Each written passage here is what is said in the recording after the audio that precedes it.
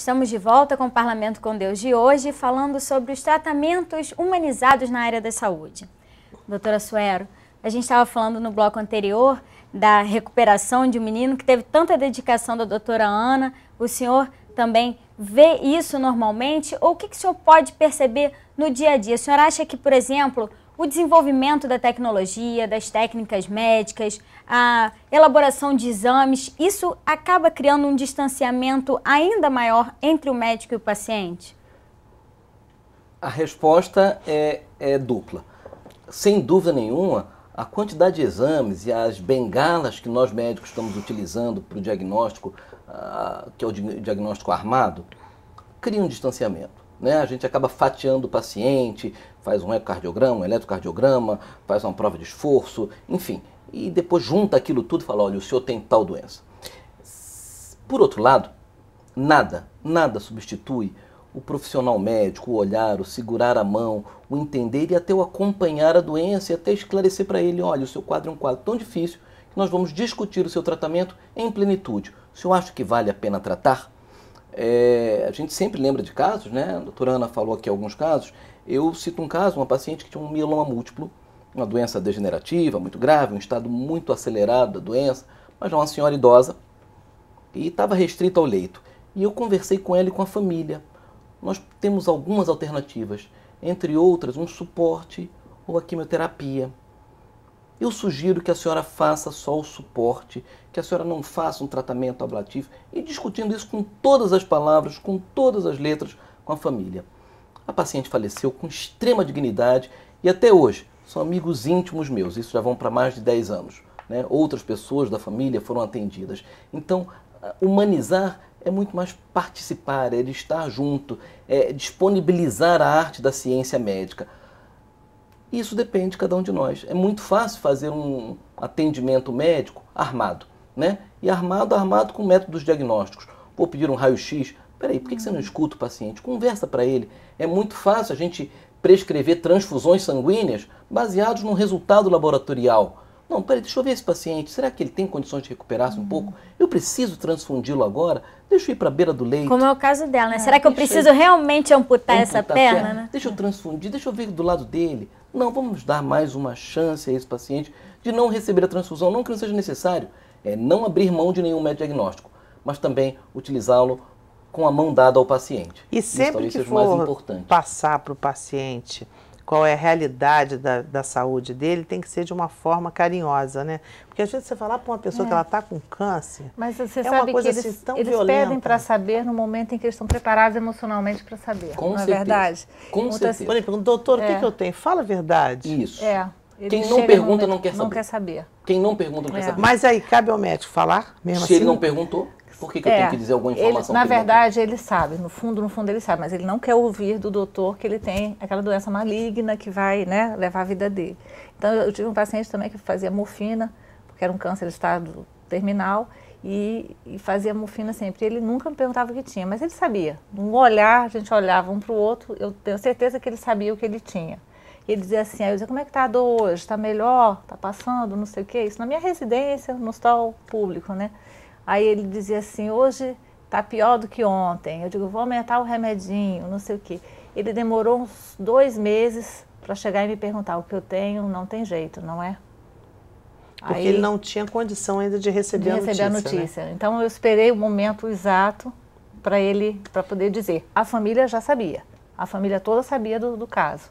Mas eu esperei o momento psicológico, emocional. E é muito comum o paciente criar alguma fantasia, né? Aquela doença. Doutor, eu tenho aquela doença? Aquela doença, não fala o nome. Aquela doença? O que eu tenho... Porque como se o nome tem um peso, né? O câncer, ele normalmente tem pessoas que têm até medo de falar essa palavra. Como se isso fosse uma coisa... Se eu tenho aquela doença, eu tenho... E aí, fosse uma sentença de morte. Isso. E alguns perguntam assim, olha, eu tenho a maldita, eu tenho aquela coisa ruim, eu tenho aquela doença. Aí vai diminuindo, o adjetivo vem pelo sócio intelectual do paciente, né? Eu me lembro que um funcionário meu, ele teve a notícia que estava com câncer, ele chegou para mim e falou assim, Dona Graça, eu vou morrer, né? Porque não tem jeito, eu estou com câncer. Eu falei, olha só, Eu tive e não morri, a minha assessora teve e não morreu, por que você vai morrer? Você nem tem esse direito, vai se tratar. E ele fez o tratamento e ficou curado. Eu brincava com a minha sogra, que é como mãe para mim, eu dizer para ela assim, se você morrer desse câncer, eu te mato. Viu? Porque esse câncer não mata ninguém. Se você morrer...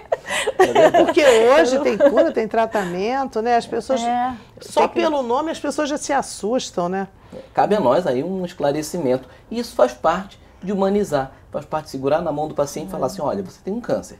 Este câncer tem tantos % de cura. Não vamos falar em percentual, não. Nós vamos fazer o possível para que você seja curado. Tinha uma propaganda do INCA que eu achava fabulosa, que era assim, o câncer da ignorância, o câncer do esquecimento, o câncer da estupidez, e era mostrando que os hábitos das pessoas que levaram à doença.